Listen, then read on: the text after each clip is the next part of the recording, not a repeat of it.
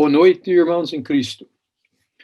Quando eu era criança, meu pai e eu fomos para visitar um amigo da família. Este amigo, como meu pai, era engenheiro mecânico. Ele nos levou para sua garagem, porque ele teve vários projetos que ele estava trabalhando. Ele quis mostrar um projeto para meu pai.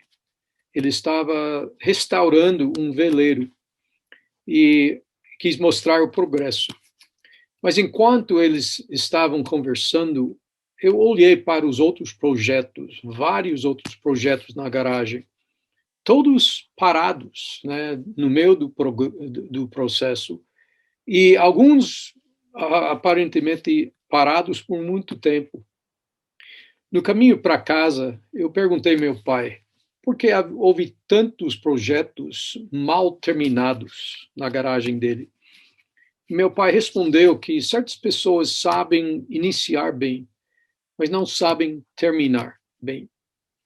Meu pai era pessoa que sabia completar seus projetos. Quando ele iniciou um projeto, ele o terminaria.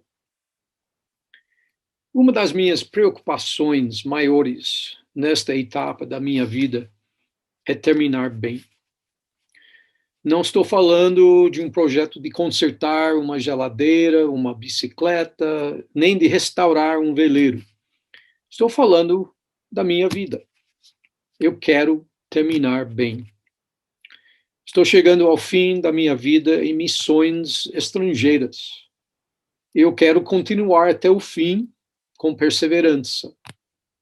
Quero terminar bem meu ministério aqui no Brasil e, ao voltar para os Estados Unidos, nos anos que sobrarem, eu quero terminar bem minha vida nesta terra. Por isso, tenho 2 versículos da Bíblia na parede do meu escritório aqui em casa. Os 2 textos tratam deste assunto de terminar bem na obra do Senhor. Eu não quero esquecer deste conceito. Hoje à noite eu vou pregar o primeiro versículo da minha parede e no dia 30 eu vou pregar o outro. Hoje à noite o texto é 1 Coríntios 15, 58. Deixe-me ler o versículo. Portanto, meus amados irmãos, sede firmes, inabaláveis e sempre abundantes na obra do Senhor, sabendo que no Senhor o vosso trabalho não é vão. Este versículo termina um grande capítulo de 58 versículos, onde Paulo explica a importância da ressurreição de Jesus. Por causa da ressurreição de Jesus, temos perdão dos pecados, pois nosso Salvador é santo e mesmo se sacrificando por nós, ele vive. Também a ressurreição de Jesus nos dá vitória sobre a morte, pois o Senhor venceu a morte e seremos ressurretos como ele. E temos certeza que nossas vidas têm propósito por causa da ressurreição, pois servimos um Salvador vivo e ativo que nos deixou com uma comissão importante. Quando Paulo termina este capítulo, ele usa este versículo, este último versículo, para dar uma palavra de encorajamento para o cristão. Devemos perseverar, pois nossos esforços têm muito valor diante de Deus. Assim, deixe-me mostrar deste versículo 3 dimensões de perseverança na obra do Senhor. A primeira dimensão é que a perseverança exige determinação. Ele diz, portanto, meus amados irmãos, sede firmes, inabaláveis. A vida do cristão não é fácil e não deve ser fácil. Durante o ministério do nosso Salvador na terra, ele enfrentou todo tipo de oposição. Os líderes religiosos dos judeus, eles conspiraram contra ele. Os romanos tinham suspeitos dele. O povo comum clamaram contra ele. Pode lembrar, né? Crucifica-o, crucifica-o. E antes da sua crucificação, até os membros da sua própria família não acreditaram nele. Mas graças a Deus, em frente de tudo isso, Jesus perseverou. Ele não somente iniciou bem seu ministério, mas ele completou seu ministério com as palavras: está consumado. Vendo a perseverança de Cristo, podemos ter coragem para perseverar também. Isto envolve o seguinte: firmeza na face de tempestade. A frase sede firme significa ficarem sentados, ficarem no seu lugar. Paulo está dizendo que não devemos ser movidos da nossa confiança em Deus. Nossa fé deve ficar firme. Um atributo daquele que não tem firmeza, mas que tem dúvidas, é de ser levado por doutrinas falsas.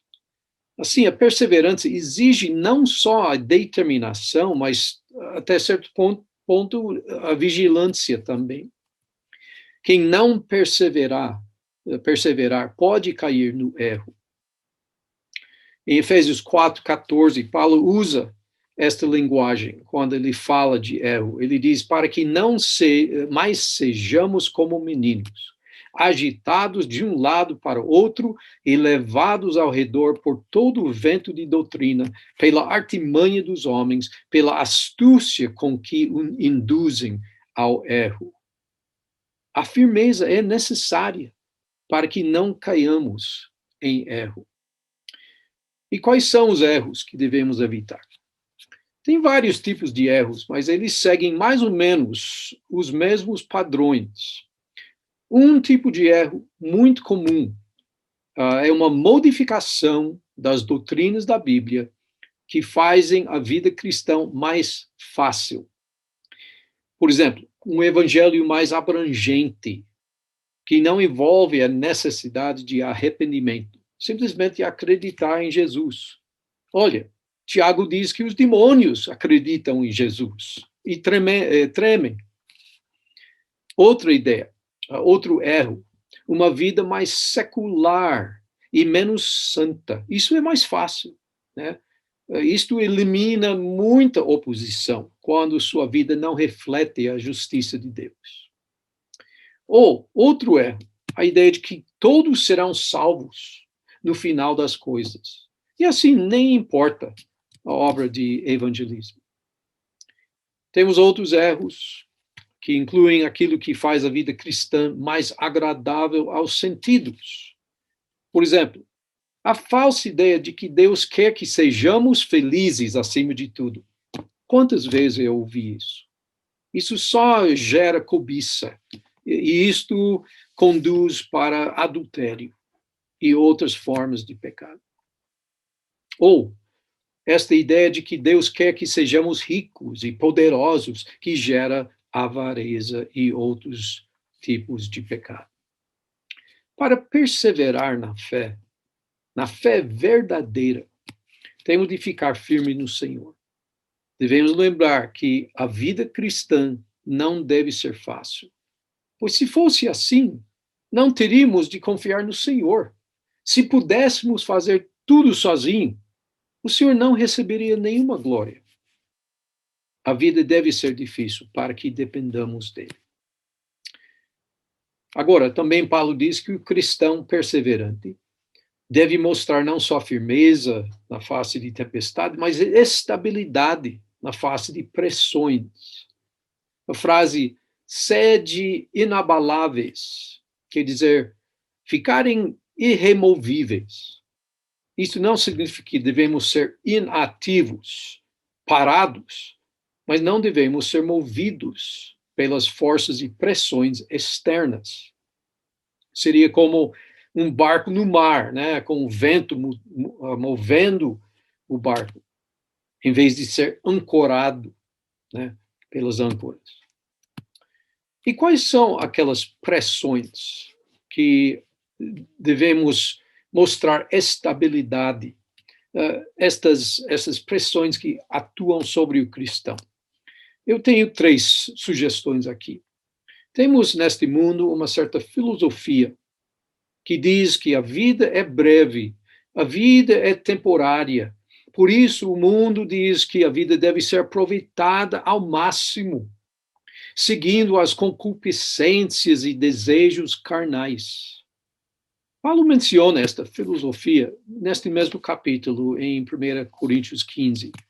No versículo 32, ele coloca o seguinte: se os mortos não ressuscitam, comamos, bebamos, que amanhã morreremos.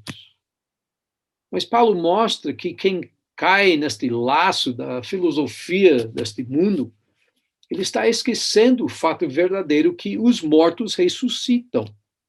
Uma implicação super importante para a ressurreição dos crentes e dos incrédulos é que haverá um julgamento.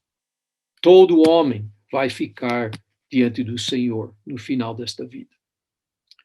Os incrédulos serão condenados por todos os seus pecados e por rejeitar o único Salvador que poderiam ter salvo o incrédulo. Os crentes serão avaliados na base de como eles usaram a vida que Deus lhes concedeu. Eles não vão ser julgados quanto ao pecado, mas eles vão ser avaliados quanto à questão de galardões. Tudo baseado na atividade nesta vida. Temos outras pressões, devemos ficar estáveis no meio dessas outras pressões, as perseguições deste mundo. Podemos enfrentar o escárnio, os preconceitos contra Cristo, a prisão pela fé, até a morte. Mas Cristo sofreu até o ponto de morte, e quem segue a ele deve tomar a cruz dele e segui-lo. Devemos perseverar através das perseguições deste mundo. Mais uma pressão, a perspectiva do mundo, que diz que é louco servir a Deus, é louco sofrer provações, mostrar virtudes, sacrificar sua vida em favor de Deus. Eu passei por isso, porque saí, né, do campo de engenharia para ser missionário. Esta perspectiva existe porque o mundo não entende o sacrifício de Cristo e as bênçãos que ele nos dá. O mundo não entende que o serviço do Senhor é agradável e rende fruto eterno e vale a pena. Devemos ser inabaláveis na face dessas pressões do mundo. Mas como podemos resistir a essas forças tão grandes, essas pressões que nos atacam? Olha, devemos lembrar que temos refúgio completo no Senhor. Deixe-me citar Salmo 46, que até emprega, né, algumas imagens deste próprio texto que fala de pressões, tempestades, etc. Salmo 46, 1 diz: Deus é o nosso refúgio e fortaleza, socorro bem presente nas tribulações. Portanto, não temeremos, ainda que a terra se transtorne e os montes se abalem no seio dos mares, ainda que as águas tumultuem e espumejem e, na sua fúria, os montes se estremeçam. Há um rio cujas correntes alegram a cidade de Deus, o santuário das moradas do Altíssimo. Deus está no meio dela.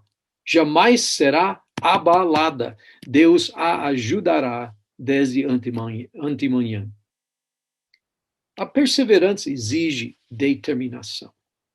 Precisamos de convicção, devoção, fé para ficar firmes e inabaláveis em frente às muitas tempestades e pressões deste mundo.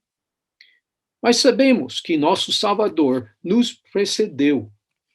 Ele foi antes de nós. E sabemos que ele venceu. Na véspera da sua crucificação, ele deu ânimo aos seus discípulos e essas palavras continuam a nos animar até hoje. Estas coisas vos tenho dito para que tenhais paz em mim.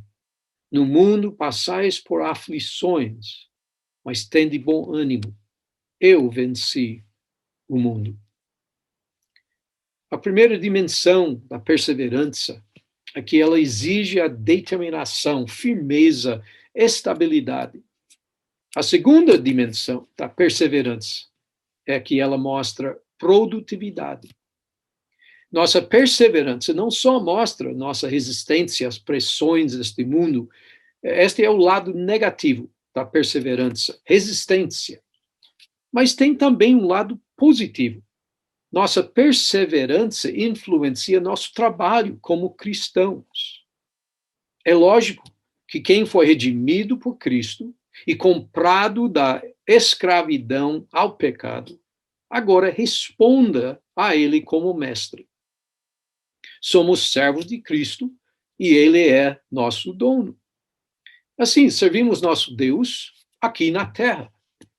E por causa da ressurreição de Cristo e nossa ressurreição garantida, vamos servir a Ele para a eternidade também nos céus. Mas como devemos trabalhar? É muito trabalho aqui, né? Para a eternidade. Como devemos trabalhar? Devemos mostrar uma abundância de fruto espiritual. Lendo Paulo, mais uma vez, no versículo 58, ele diz: portanto, meus amados irmãos, sede sempre abundantes na obra do Senhor. Aristóteles, aquele filósofo grego, né, de séculos antes de Cristo, ele tinha uma perspectiva esquisita quanto às virtudes da vida. Ele definiu certas virtudes, mas para ele é uma virtude evitar qualquer extremo na vida. Agora, Paulo não seguia esta filosofia, ele não concorda. Ele diz que em nosso serviço para nosso Salvador devemos superabundar, devemos transbordar. Esta é a linguagem na palavra de Deus. É como pipoca transbordando uma panela. Nosso trabalho deve exceder todas as expectativas. E quando trabalhamos assim, continuamente, este é o termo, né? Sempre abundantes, isto mostra evidência de perseverança. Havia alguns servos na história de missões que deram suas próprias vidas no serviço de Cristo, não morrendo de perseguição, mas morrendo de fadiga. Deixe-me colocar alguns exemplos. David Brainerd, missionário aos indígenas americanos no nordeste da América do Norte, antes de se tornar os Estados Unidos, né, nos meados dos anos 1700, ele tinha o hábito de orar intensamente, muitas vezes por 2 horas por vez, ajoelhado na neve. Depois de orar, ele se levantaria todo molhado, mas não de neve, mas de suor. Ele morreu com 29 anos só. Henry Martyn, ele trabalhou muito para arranjar sustento para ir para a Índia. Ele era aquele que cuidava da sua irmã mais jovem. Ele teve que levantar sustento para cuidar dela na sua ausência, para que ele pudesse ir para a Índia. Levou muito tempo para arranjar o sustento necessário. Mas quando ele chegou lá, até que, enfim, ele disse o seguinte: agora, Pai, deixe-me dar minha vida como um sacrifício. Ele morreu com 35 anos. Cristo sacrificou sua vida por nós. Mas não somente na cruz. Seu ministério na terra era super difícil. Ele trabalhou incansavelmente por 3 anos e meio. Até sua mãe se preocupou muito com ele. Ele gastou sua vida no serviço do seu pai. Também devemos trabalhar dando continuidade naquilo que importa. A palavra sempre, neste versículo, é enfática quanto à posição na língua original. Não indica breve explosões de atividade para o Senhor, mas um esforço contínuo.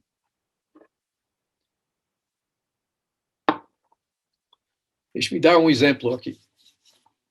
Eu li um livro chamado Como Doar Sua Fé, em inglês, por um autor, Paul Little. Nesse livro, ele explica suas experiências como universitário, anos antes, né? Ele não gostava de evangelizar por causa da pressão, né, que ele sentia. Mas depois de passar 6 meses sem falar com ninguém sobre Cristo, as pressões internas se tornariam insuportáveis. Assim, ele sairia, né, abruptamente, acharia um incrédulo, apresentaria as 4 leis espirituais para ele e logo se retiraria para ficar mais 6 meses sem falar de Cristo. Este labor não é contínuo.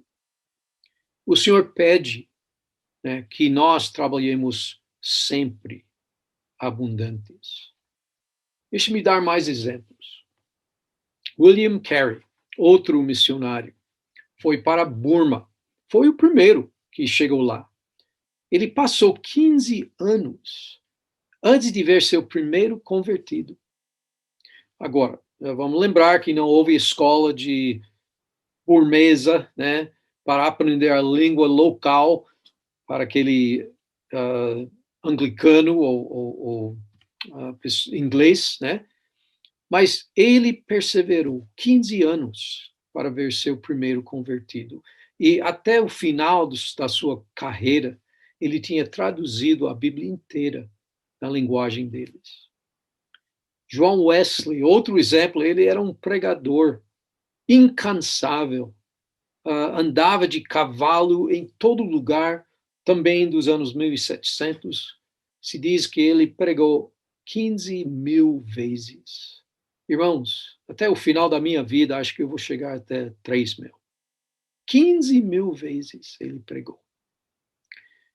Um retrato mais moderno de perseverança que eu quero apresentar agora é o casal de missionários americanos, o pastor Ricardo Steckenburg e sua esposa Betty. Eles trabalharam aqui em São Paulo 41 anos. Trabalharam no seminário, trabalharam plantando igrejas como Jardim Tremembé, Vila Teixeira, em Campinas. E este casal trabalhou incansavelmente. Você pode perceber que a foto deles fica em nossa entrada no seminário, né? Logo no centro, a parte central do prédio, naquela entrada com as escadas que descem na frente. O retrato deles fica lá, porque o prédio tem o nome deles, né? Agora, depois de sair do Brasil, né, tendo trabalhado 41 anos, eles chegaram nos Estados Unidos em 1997 e desde então eles têm continuado a servir a Deus e servem até hoje de várias maneiras na sua cidade. Voluntariando em certos ministérios, ele ensina a escola dominical, pode imaginar, ele até levanta sustento para projetos do nosso seminário. Há 15 dias, ele fez 90 anos. Realmente, ele está sempre abundando. A perseverança é continuar a ser produtivo naquilo que realmente importa.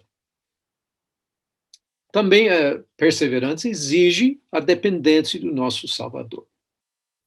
Como servos de Cristo, que querem ser produtivos para o Senhor, devemos evitar 2 tendências perigosas.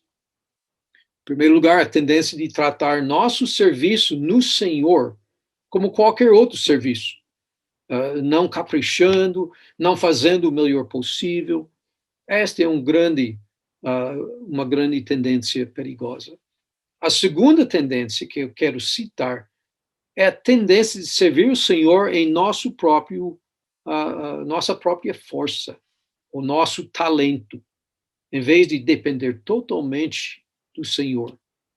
Quando fazemos a obra do Senhor em nosso poder, sem depender dele, nosso trabalho pode ser vão. Temos de avaliar nosso trabalho no Senhor. Estamos excedendo as expectativas, superabundando? Estamos fazendo o máximo? ou fazendo o mínimo. E estamos mostrando diligência, ou às vezes queremos desistir. Estamos dependendo de Deus quando evangelizamos, quando ensinamos, quando trabalhamos com jovens. Estamos orando, pedindo a força de Deus e que Ele realize a sua vontade através dos nossos esforços. É super importante. Orar antes de servir o Senhor, para que é o Senhor que realmente esteja servindo através de você e rendendo seu fruto. Se quisermos perseverar na obra do Senhor e produzir obras que não vão ser vazias, temos de depender do Senhor. Pois só Ele pode produzir fruto que permanece eternamente. A perseverança exige determinação. A perseverança mostra produtividade. E a terceira dimensão da perseverança é que ela depende de uma perspectiva correta. O versículo termina: sabendo que no Senhor o vosso trabalho não é vão. Por que devemos nos esforçar tanto na obra do Senhor? Por que é necessário trabalharmos sem fim nesta obra? Para entender as palavras de Paulo e a necessidade de fazer o trabalho de Deus na terra, temos de ter a perspectiva do Senhor. É importante adotar, né, a mente do Senhor nisso. Temos de entender o valor desse trabalho. A obra de Cristo é eterna. Ele é nosso exemplo. A obra de Cristo não só envolveu 3 anos na terra. A partir da criação, o Senhor tem trabalhado muito e continuamente. E Ele está trabalhando até os dias de hoje, em várias áreas. Olha as várias obras que Ele faz. Ele é o Criador e o sustentador da criação dele. Em João 1, versículo 3, João diz o seguinte: todas as coisas foram feitas por intermédio dele. Está falando do verbo, né, de Cristo. E sem ele, nada do que foi feito se fez. Hebreus 1, 3 fala mais ou menos isso.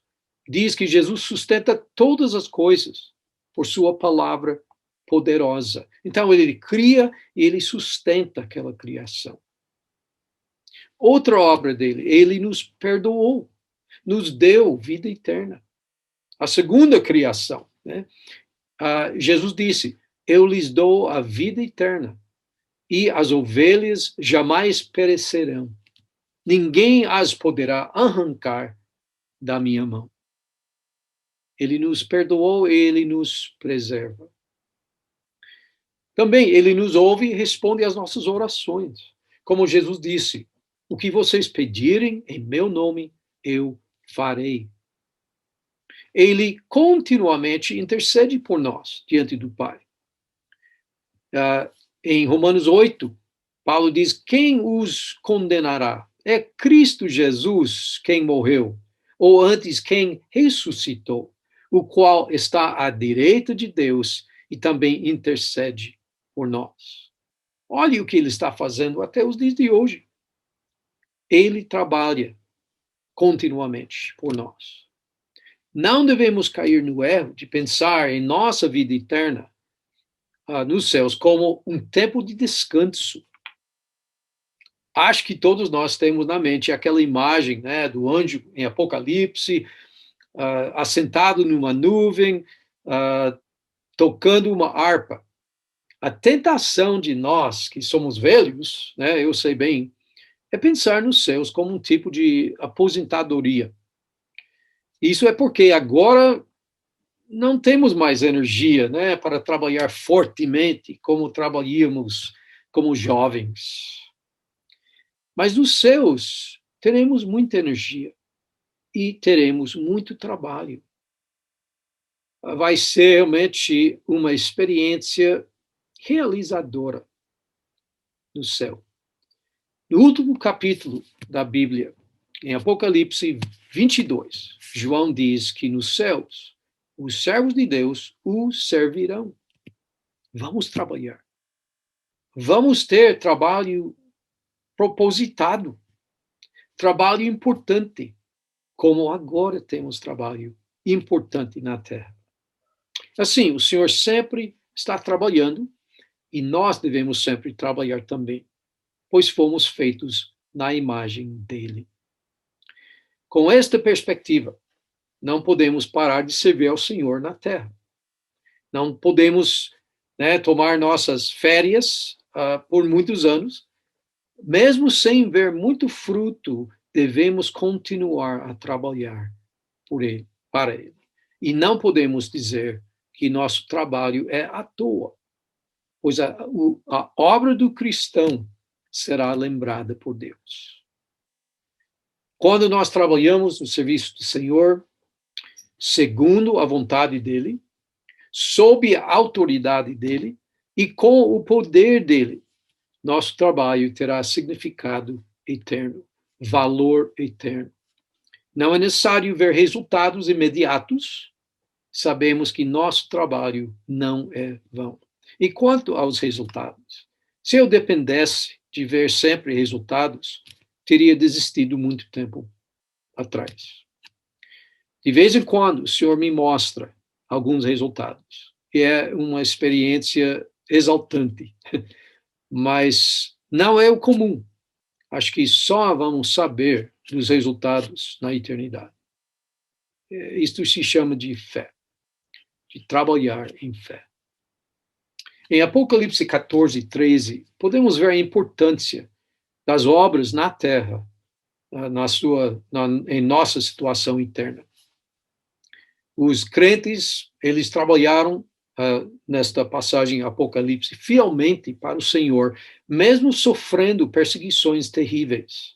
E assim temos as palavras de João. Então, ouvi uma voz do céu dizendo, escreve, bem-aventurados os mortos, que desde agora morrem no Senhor. Sim, diz o Espírito, para que descansem das suas fadigas, pois as suas obras os acompanham. Suas obras os acompanham. Os que creem em Cristo durante a tribulação vão continuar a trabalhando para o Senhor até a morte, mesmo sendo martirizados em muitos casos. Hoje, olha a nossa situação, podemos trabalhar à vontade para o Senhor e ninguém está nos matando, ainda não, pelo menos. Devemos aproveitar a liberdade que temos para realizar ainda mais enquanto é dia. Agora, quem trabalha secularmente não deve desprezar seu serviço. Eu não estou dizendo isso. Nosso trabalho na fábrica, nas ruas, na loja, no escritório, tudo isso vale, pois assim conseguimos nosso sustento diário. Paulo, ele trabalhou secularmente, fazendo tendas, pois ele não tinha outro meio de sustento. Mas sabe o que aconteceu na vida dele? Em Atos 18, Lucas relata um evento quando Paulo estava em Corinto e dinheiro chegou de Filipos para sustentá-lo. Ele estava fazendo tendas com a Priscila e Áquila, mas quando chegou esse dinheiro, ele parou de fazer tendas e começou a trabalhar tempo integral no ministério. Ele nos mostra as prioridades. Podemos ver facilmente que o trabalho feito para o Senhor vale mais que todos os outros tipos de trabalho. Realmente, o trabalho feito em favor do Senhor é o único que vale eternamente. Eu cheguei a esta conclusão quando eu era engenheiro e percebi que eu poderia edificar pessoas em vez de prédios, porque pessoas são imortais. Devemos ter essa perspectiva, valorizando a obra do Senhor, porque tudo feito para glorificar o Senhor será lembrado por Ele. Agora, há mais um aspecto da nossa perspectiva que devemos considerar. A obra do cristão é uma bênção. A obra feita no poder do Senhor não só tem valor depois desta vida, mas também durante nossa vida na terra.